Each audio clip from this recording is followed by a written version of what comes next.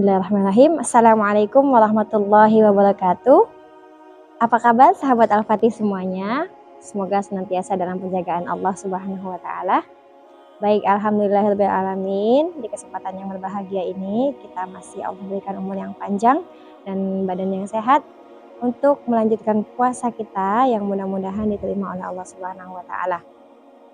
Salawat bernaikkan salam kita hadiahkan kepada Habibina wa Nabiyana Muhammad sallallahu alaihi wasallam dengan senantiasa mengucapkan Allahumma sholli ala sayyidina Muhammad wa ala ali sayyidina Muhammad. Assalamualaikum ya Rasulullah.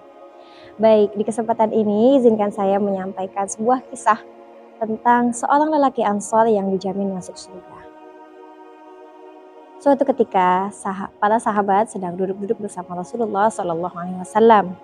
Kemudian tiba-tiba Rasulullah SAW bersabda, akan lewat di hadapan kalian seorang laki-laki yang dijamin masuk surga. Para sahabat pun menantikan seseorang itu. Dan lewatlah seorang lelaki dalam keadaan baru selesai berwudu, wudu masih ada di jenggotnya, kemudian tangan sebelah kirinya menenteng sendal. Keesokan harinya, Rasulullah SAW bersabda lagi, akan lewat seseorang di hadapan kalian dan dia dijamin masuk surga. Para sahabat pun melihat, dan itu adalah laki yang sama. Di hari yang ketiga, Rasulullah SAW bersabda lagi, akan lewat di hadapan kalian seseorang yang dijamin masuk surga. Kemudian para sahabat pun tertegun, melihat yang lewat adalah orang tersebut, lelaki yang sama. Sahabat Abdullah Amr bin As radhiyallahu anhu pun penasaran. Kemudian ketika Rasulullah sudah beranjak, Abdullah bin Amr bin As mengikuti lelaki tersebut. Kemudian dia berkata, wahai hamba Allah, aku sedang bermasalah dengan orang tuaku. Aku berjanji untuk tidak pulang ke rumah selama 3 hari.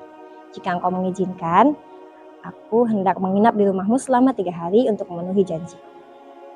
Kemudian lelaki tersebut pun membolehkannya, silahkan. Singkat cerita, setelah 3 hari berlalu, Abdullah bin Amr bin As tidak melihat sesuatu yang berbeda dari pemuda ini, dari lelaki tersebut.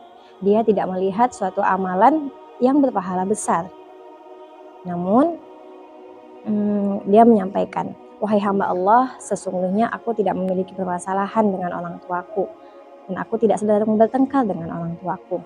Namun aku mendengar Rasulullah SAW bersabda selama 3 hari berturut-turut bahwasanya akan lewat seseorang laki-laki di hadapan kalian yang dijamin masuk surga.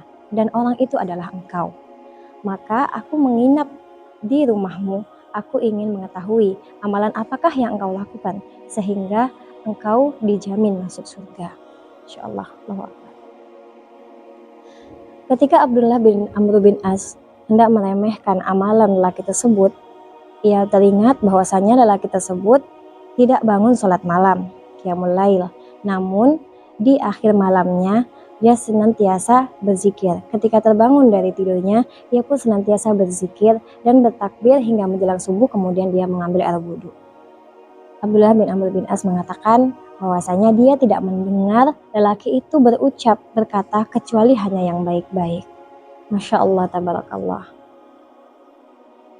Setelah itu hamba Allah tadi pun berkata kepada Abdullah bin Amr bin As, aku memang tidak memiliki amalan yang besar, namun aku tidak memiliki rasa iri ataupun hasad kepada makhluk Allah.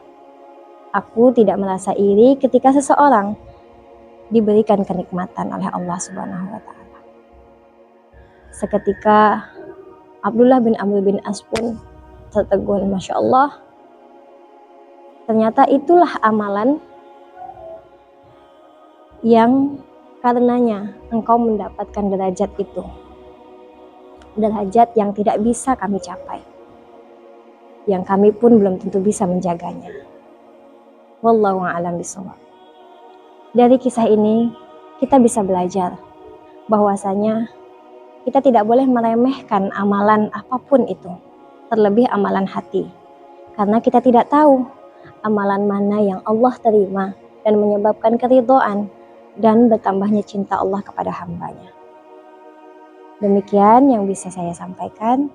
Semoga kita bisa mengambil pelajaran dan kita semakin baik lagi menjaga lisan kita dalam berkata dan menjaga amalan hati kita. Demikian. Alhamdulillahirabbil alamin. Subhanakallahumma bihamdika asyhadu an la ilaha illa anta astaghfiruka wa atubu ilaik. Mohon maaf atas segala kesalahan. Assalamualaikum warahmatullahi wabarakatuh.